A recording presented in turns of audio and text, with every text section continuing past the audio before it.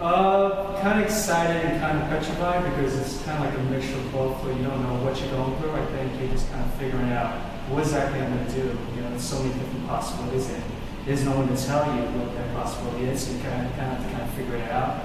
But once you get everything together in terms of research, I think everything starts to flow through, and then I think.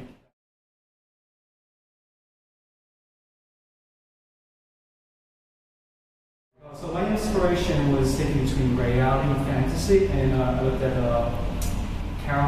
Lewis Carroll, Alice in Wonderland, and that's between going through the fantasy and reality.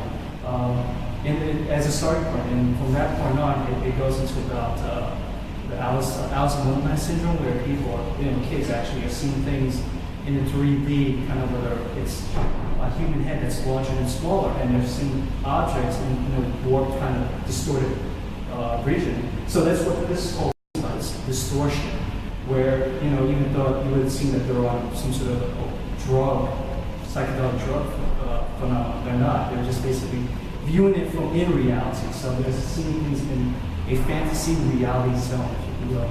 So.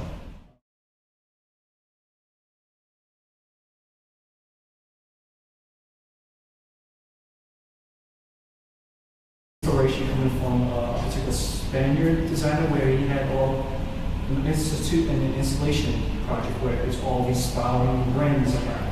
And these rings are just going all over, so it's just randomness that's going on. So here's just regular pleating done on regular calico, which will go onto the cotton twill. So it's just like using two different types of property. This will just be using structure like that effect of 3D, and this here will just be all flatness.